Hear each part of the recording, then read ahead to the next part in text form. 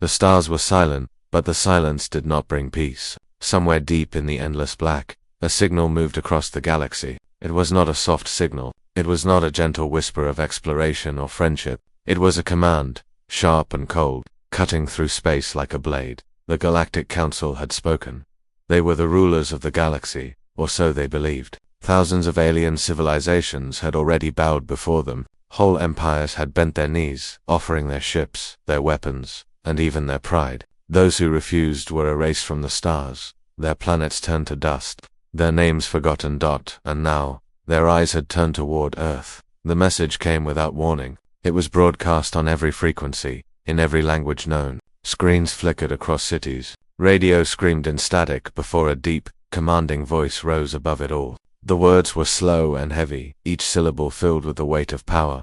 People of Earth, the Galactic Council demands your surrender. You will obey, you will submit, resist, and your world will burn. Across the planet, people froze. Soldiers in barracks, workers in factories, children in schools, every human, everywhere, heard the same words. Fear spread like fire. For generations, humans had looked up at the stars and wondered if someone was out there. Now they had their answer. Not explorers, not friends, but masters. In the United Nations headquarters, the leaders of Earth gathered in silence. Presidents, generals, scientists, and advisors all sat around a long table, eyes fixed on the glowing message still replaying on the screens. The alien voice was deep and cruel, filled with confidence. It was the voice of someone who did not expect to be challenged. The Council had no reason to fear. Every world before Earth had fallen. Every species before humans had surrendered. Why would Earth be any different? And yet, something stirred in that room. President Harris of the United States leaned forward, his hands pressed against the table. His voice was low, almost a whisper. They expect us to bow, just like everyone else. The Prime Minister of India frowned. We have no chance against them. Their fleets, their weapons, they could crush us in minutes.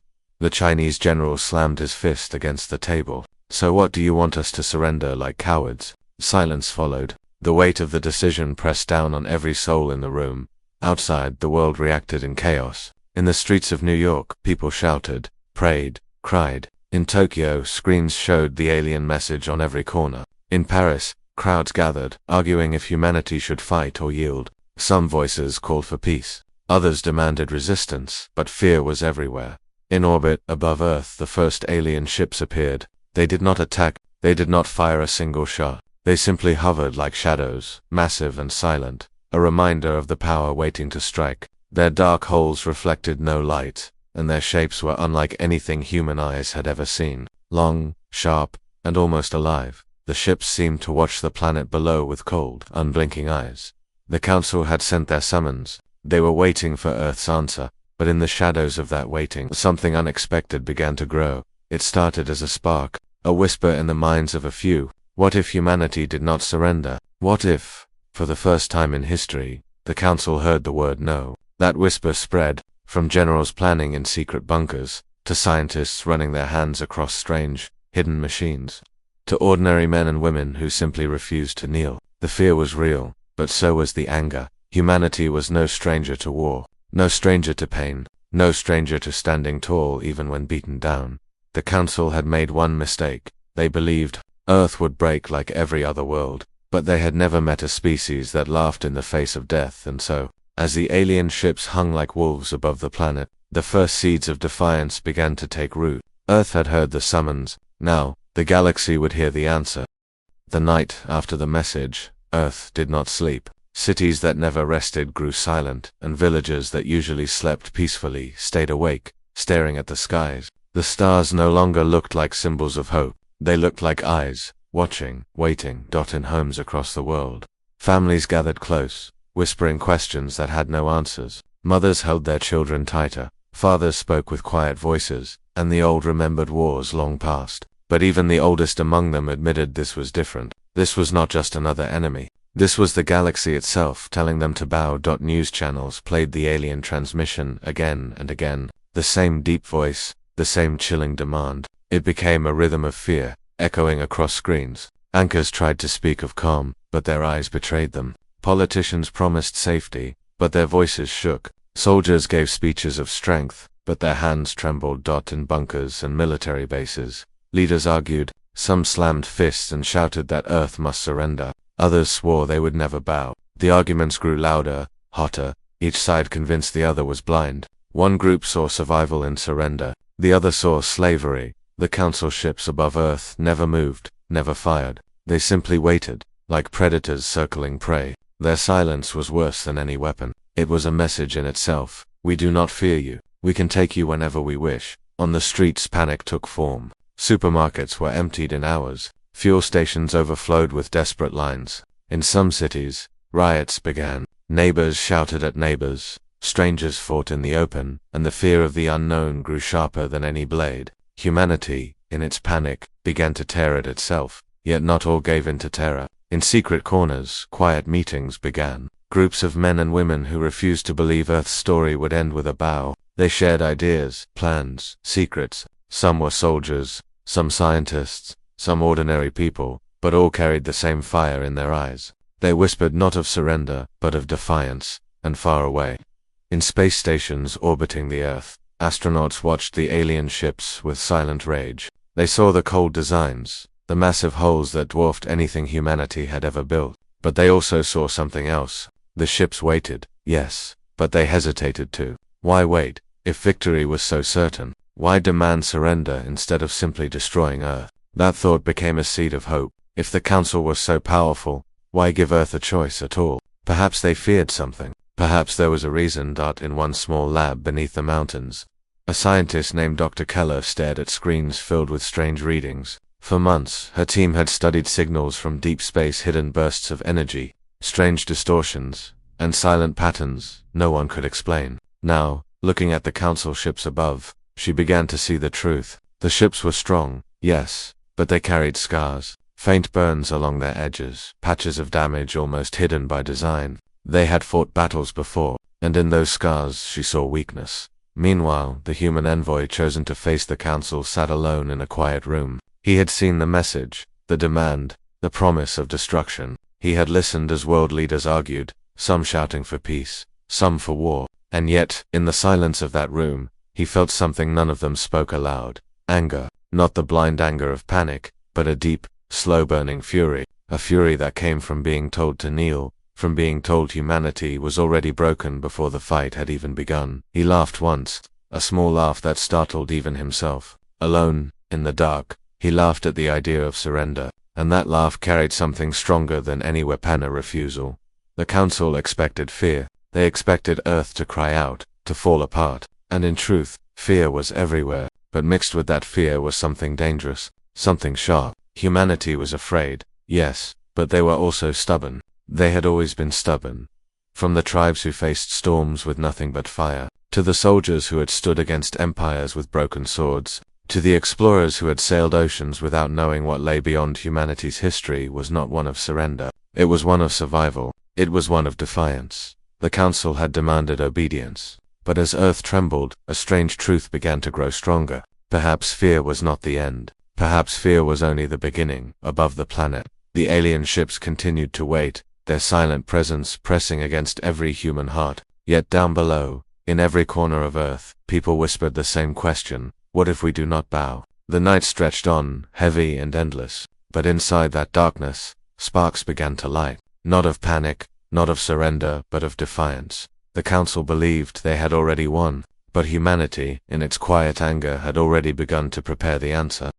The day of the meeting came faster than anyone expected. Across Earth, screens lit up as the news spread. Humanity was sending a representative to stand before the Galactic Council. Billions waited, holding their breath, their hearts heavy with fear and hope. No one knew what words would be spoken, or if those words would be the last before Earth was turned into ash. On the far side of the galaxy, the Council chamber prepared for the encounter. It was a hall of impossible size, built from living crystal and metal that pulsed faintly with energy. The air shimmered with power. Each seat along the curved wall was filled by the rulers of alien civilizations, some scaled, some feathered, some more machine than flesh. They had watched countless worlds fall, and now they would watch another.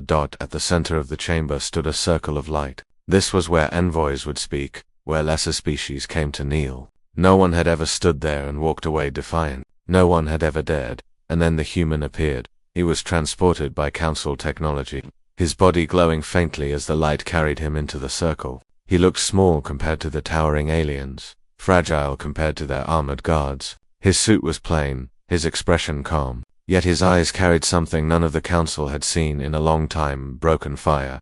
The council's speaker, a tall alien with skin like black glass, rose from his throne. His voice echoed through the chamber like thunder. Human of Earth, you stand before the council, rulers of the stars. You were given one chance to speak. Will your species surrender, or will your world be destroyed? The chamber grew silent. Billions of light years away, people on Earth leaned closer to their screens, waiting for their fate to be sealed. The human envoy looked around slowly. He saw the countless eyes staring at him, eyes that expected fear, eyes that demanded obedience. He let the silence stretch, then he smiled. A soft chuckle escaped his lips. It was not the sound of fear, it was the sound of amusement.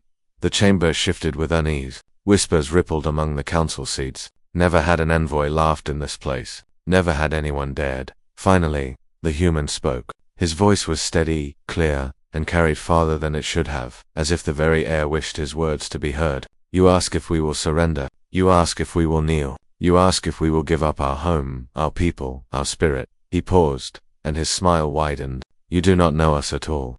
Gasps rang through the chamber. On Earth, jaws dropped. The envoy did not tremble, did not bow. Instead, he laughed again, louder this time, the sound echoing against the living crystal walls. It was a laugh that carried defiance, a laugh that carried mockery. The council speaker's eyes burned with fury. You mock us. His voice shook the hall. Do you not understand the power before you? We are the council. We decide which worlds live and which burn. The human tilted his head. Power. You think we are blind to power? We have lived our entire history under the shadow of stronger foes. We have faced storms, plagues, and wars that should have broken us. And every time, we did not bow. We adapted. We endured. We survived. And now, when you demand our surrender, his voice sharpened, his eyes blazing with fire. We laugh. The chamber erupted in chaos. Some alien rulers shouted for silence, others roared in anger. The sound of claws scraping against stone, wings beating, and machines grinding filled the air.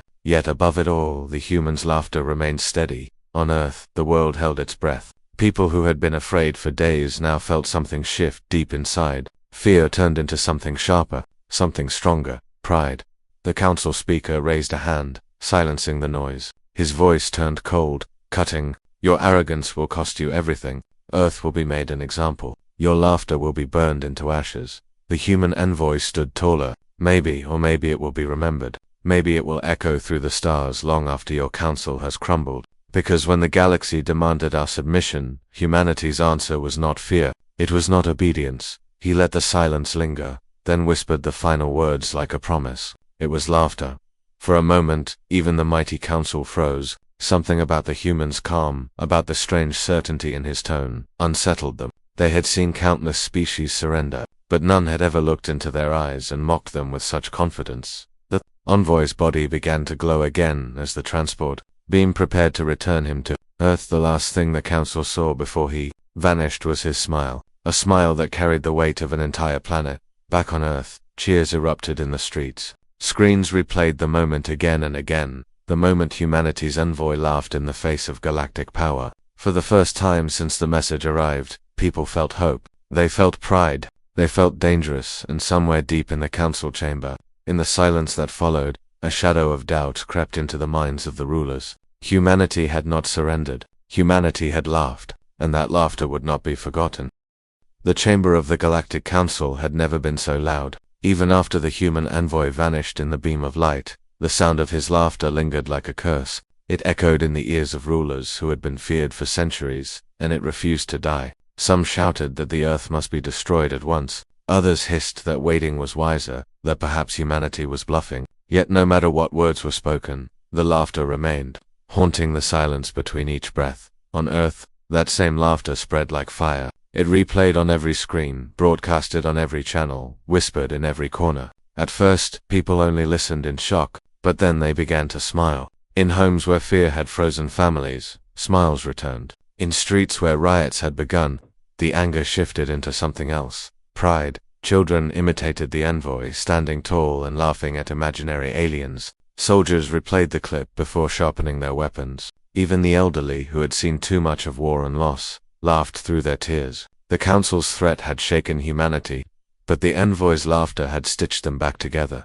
The Council had demanded fear. Instead, they had been given mockery. High above the planet, the alien ships remained. Their presence was like a shadow over every sunrise, a reminder that destruction could fall at any moment. But the fear they once inspired now carried a different edge. People looked up and clenched their fists. They no longer trembled. They were waiting. In secret bases hidden beneath mountains, generals watched the broadcasts with quiet satisfaction. They expected us to crawl, one of them whispered. Instead, we spit in their face. Plans were drawn, old weapons tested, and new strategies formed. Humanity was not ready for war, not yet, but the fire had been let. Inside the council chamber, anger burned hotter. The council speaker demanded an immediate strike. This insolence cannot stand, he thundered. The galaxy must see what happens to those who mock us. But other voices disagreed. A scaled alien, older than most, spoke with a hiss. Destroying Earth now will not silence their laughter. It will spread. It will grow. Even in death, their defiance will echo. The argument tore the chamber apart. Some wanted blood, others wanted patience, but none could escape the truth. A seed of doubt had been planted. Meanwhile, across Earth, laughter became something more than a sound. It became a symbol. Posters appeared overnight showing the envoy's smiling face. Artists painted walls with words, "We do not bow." Musicians turned the laugh into songs that played through cities. Every expression of humor became an act of rebellion. Every joke was a weapon. Every smile a bullet. The council did not understand it. To them, laughter was weakness. To them, humor was the noise of a lesser mind. But to humans, laughter was a blade, sharper than fear, cutting through despair. It was how they had always endured through plagues, through wars, through endless struggle. When nothing was left, laughter remained, and now it shook the galaxy in a small room on Earth. The envoy sat alone once more. Messages poured in from every corner of the planet, calling him a hero. Yet he did not feel like one. He felt only the weight of what came next. The council would not forgive. They would not forget. His laughter had brought humanity pride, but it had also painted a target on their world. Still, he did not regret it. He remembered the faces of the council, their fury, their shock. He remembered how they had leaned back as if struck, not by weapons, but by something they could not understand. That was worth the risk. On the alien ships above, the crews shifted uneasily. Reports came in of unrest across other worlds, whispers spreading faster than light. Species who had once surrendered without question now murmured about Earth. If humans could laugh at the council, perhaps they too could resist. Perhaps the council was not as untouchable as it claimed. The first cracks appeared in the empire of fear. The council speaker ordered a display of power. Small vessels were sent into Earth's orbit, their weapons glowing, their presence meant to terrify. But as they passed over cities, they were met not with silence, not with panic, but with crowds gathering below, pointing, shouting, laughing. The sound carried upward, thousands of voices blending into one roar of defiance. That it was the first time in galactic history that a species had answered warships with laughter. The alien crews reported back with unease. They expected fear. They received mockery. And though their weapons could erase those cities in a breath, none of them gave the order. Something about that sound froze them. Something about it made their claws hesitate above the controls. Back in the chamber, reports flooded in. Other species were watching. Other rulers were whispering. The galaxy itself seemed to lean closer to Earth, curious, unsettled. The council's iron grip did not feel so tight anymore. The human envoy's laugh had turned into humanity's laugh, and humanity's laugh had become the galaxy's question. They looked like rulers who had been mocked in front of everyone, and deep in the hearts of even their most loyal subjects, a thought formed that could not be silenced. If humans could laugh at power, why couldn't they? The days after the envoy's laugh felt different. The fear that had once gripped Earth no longer ruled the streets. People still looked up at the alien ships with unease, but now they did so with narrowed eyes, not trembling hands. Across the planet, the mood shifted. Humanity was not broken. Humanity was waiting. The council believed humans were arrogant. They believed the laughter was a foolish act, a moment of defiance before destruction. But beneath the surface, something far greater was stirring. Humanity had secrets. In hidden bases, buried under mountains, doors sealed for decades began to open. Generals walked down dimly lit corridors into vast chambers filled with machines that had been kept in silence, waiting for the day they would be needed. Weapons long forgotten. Projects whispered about in secret meetings. Technology no one outside the inner circle had ever seen or were being awakened. Scientists who had spent their lives building theories in the shadows now stood before machines of impossible design, engines that could bend gravity, cannons that could pierce through solid metal like paper, drones faster than any living creature. These were not toys for show, they were humanity's gamble against the galaxy itself. Dr. Keller, the scientist who had seen the scars on the Council ships, stood among them. Her hands brushed against the metal of a weapon taller than 3 men, its surface humming with hidden energy. She spoke softly, but her words carried across the room. They think we are weak. They think we will bow. Let us show them how wrong they are.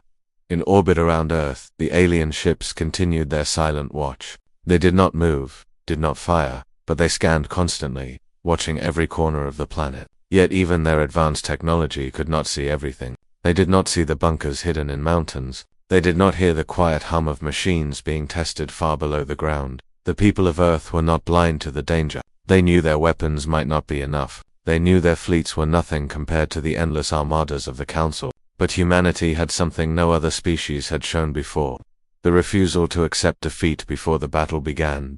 In the Council chamber, arguments grew hotter. The laughter had spread across the stars, and whispers of resistance echoed on distant worlds. The Council feared the contagion of defiance more than humanity's weapons. One ruler demanded Earth's destruction at once. Another warned that doing so might only make them martyrs. For the first time in centuries, the Council could not agree. Back on Earth, the envoy prepared his next speech. He sat in a quiet room, staring at a single sheet of paper. Words mattered. The first laugh had shaken the Council, but the next step had to pierce deeper. He knew humanity could not win through strength alone. They had to win through belief in themselves, and belief that the Council was not as invincible as it pretended to be.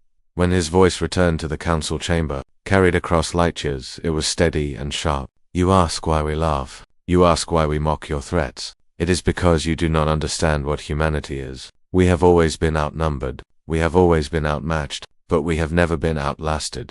He paused, letting the words sink in before leaning closer to the speaker. You see scars on your ships. We see stories that tell us you can bleed. The Council erupted once more, voices rising in outrage. The envoy smiled. He had seen what Dr. Keller had seen, the hidden wounds on their fleets, the proof that they had fought and struggled before. The Council was not untouchable, and now, the galaxy knew it. On Earth, people heard his words and felt their hearts pound. The laughter had given them courage, but this truth gave them something more dangerous: hope. If the Council could bleed, then maybe they could fall. Factories that had long produced machines for peace shifted overnight to building for war. Shipyards lit their skies with sparks as new vessels began to rise. Engineers whispered about weapons no one had ever dared to test. Farmers, miners, teachers, ordinary people volunteered to fight, not because they believed in victory, but because they refused to kneel. In the shadows of every city, humanity's secret grew louder. Plans spread. Messages crossed borders without care for politics or nations. Humanity, divided for so long, was becoming something new, united, not by governments, but by defiance. The Council's ships waited, watching, but the longer they hovered, the more the balance shifted. Each day gave Earth time. Each day gave humanity room to sharpen its edge. And each day, laughter echoed louder, not only on Earth but across other worlds where whispers turned into bold questions. What if the Council could be resisted? What if the galaxy did not have to bow? For centuries, the Council had ruled with fear, but fear was fragile, and laughter was its poison. Humanity had found that poison, and they were ready to spread it. In the stillness of space, the alien ships shone like blades, but far below, in hidden bunkers and secret labs, the weapons of Earth hummed to life. The Council believed humanity was weak. Soon they would learn the truth. The waiting ended when the first human ships rose into the sky. They were not sleek or polished like the vessels of the Council. They were rough, armored, heavy with steel and fire. They carried the look of machines built not for beauty, but for survival. Yet when they moved, there was a strange grace to them, an anger turned into motion, a defiance given shape. The Council ships above Earth stirred for the first time. Their scanners focused, their weapons hummed faintly, but they did not fire. Instead, they watched as the human fleet took formation. It was not large, not compared to the endless armadas the Council could summon, but it was organized with precision. Each ship moved like part of a larger plan, each orbit chosen with care. Humanity had revealed its teeth. Across the planet, Crowds gathered to watch the skies. For days they had laughed and mocked the Council's threats, but now their laughter carried a sharper edge. They saw their ships rise, and for the first time they believed Earth might not simply endure. It might fight back in hidden bunkers. Generals whispered over maps. "We cannot match their numbers," one said, "but we can strike where it hurts." Scientists nodded, showing designs for weapons that bent light, that could pierce shields that had never before been tested in battle. Every plan carried risk. Every move could bring destruction. But hesitation had no place anymore. But far from Earth, in the council chamber, the rulers raged. Reports of human defiance poured in, and with them, troubling whispers from other worlds. Species that had been silent for centuries now sent secret messages across the stars. Some asked questions. Others spoke of rebellion. The envoy's laughter had been a spark. Humanity's ships were the flame. The council speaker slammed his clawed hand against the crystal floor, his voice like fire. "They mock us. They rise against us. If we do not crush them now, we invite chaos across the galaxy." But again, other voices rose in caution. One alien with eyes like burning coals hissed, "Destroying them may not end their defiance. It may make it stronger. If we erase them, their legend will rise higher than their ashes." For the first time in centuries, fear touched the council. Not fear of human weapons, but fear of human defiance. Meanwhile, in a mountain base on Earth, Dr. Keller stood before the completed weapon. Its core pulsed with light, humming like a heartbeat. The engineers called it the Spear. It was designed to pierce the shields of any ship, no matter how strong. Keller's voice was steady as she looked at the generals. "This is our chance. We cannot destroy them all, but if we can make them bleed in front of the galaxy, we win." The generals nodded. Plans shifted, targeting chosen. Humanity did not need victory. It needed proof. Proof that the council was not untouchable. Proof that resistance was possible. Above, the alien ships remained motionless, confident in their size and strength. But in their silence, a shadow of doubt grew. They had expected humanity to kneel. They had expected Earth to crack beneath their gaze. Instead, humans laughed. Humans armed themselves. Humans prepared to fight. The longer they waited, the stronger the humans became. In a quiet room, the envoy prepared his final message before the battle. His voice was calm, his face lit by the glow of the stars outside. "You demanded our surrender," he said softly, recording his words to be broadcast across the galaxy. "But understand this, humanity does not surrender. We do not kneel. We do not break. We fight until the last breath.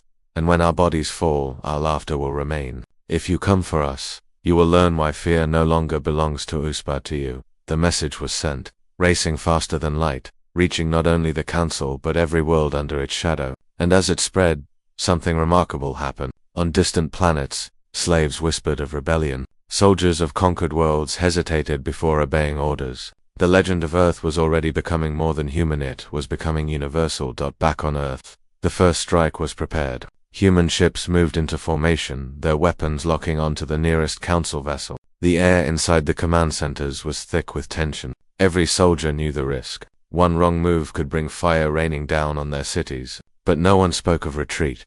When the order was given, the spear fired.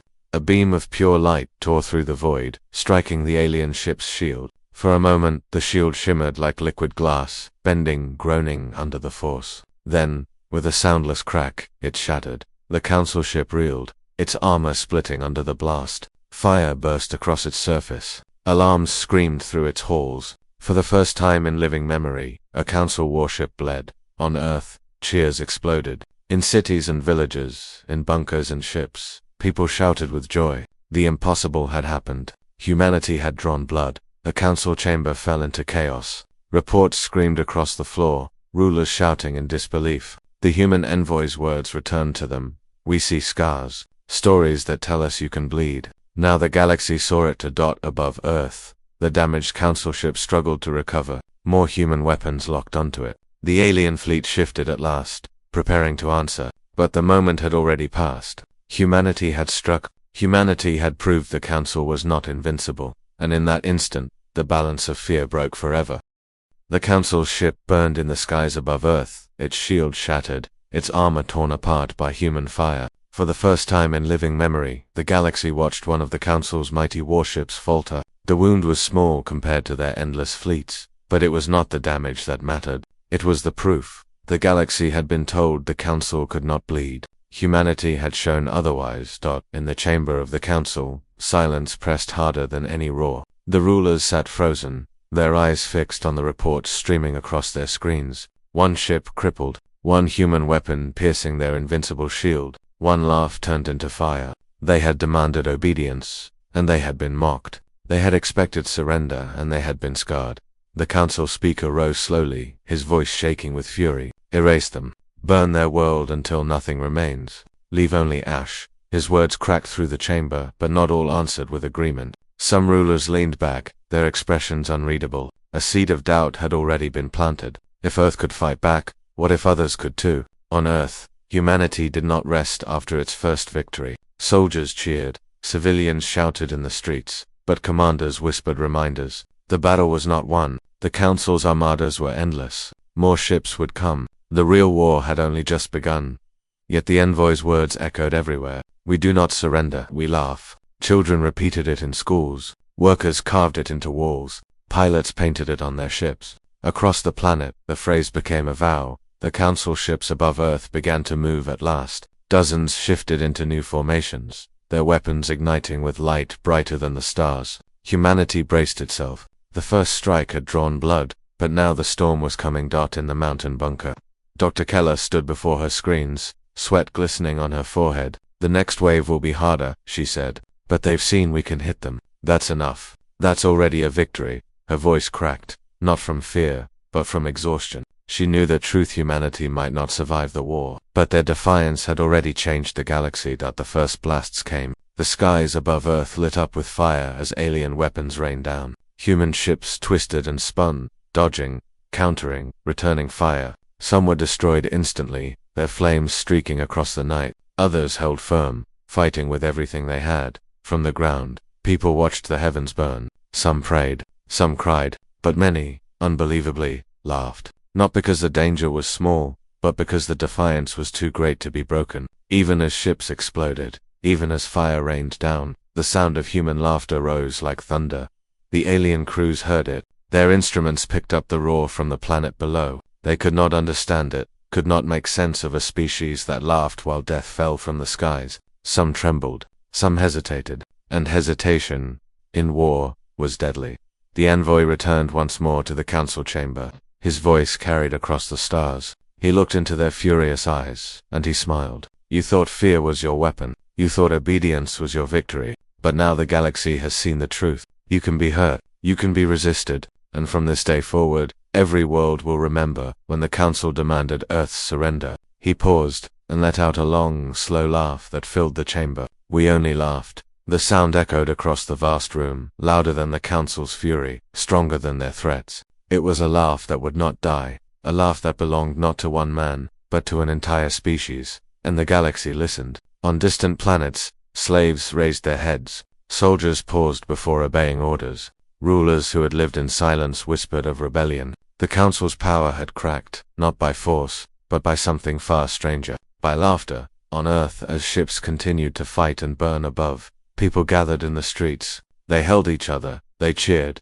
they shouted into the night. Fear had not vanished, but it no longer ruled them. Hope and defiance burned brighter. Humanity had stood against the galaxy's greatest power, and instead of kneeling, it had smiled. The council would not forget. They would come again, stronger, angrier, determined to erase the insult, but they could never erase the moment. The moment when a fragile world stood tall. The moment when a small envoy laughed in the face of God's dot. In the end, Earth might win or Earth might fall, but one truth would remain forever.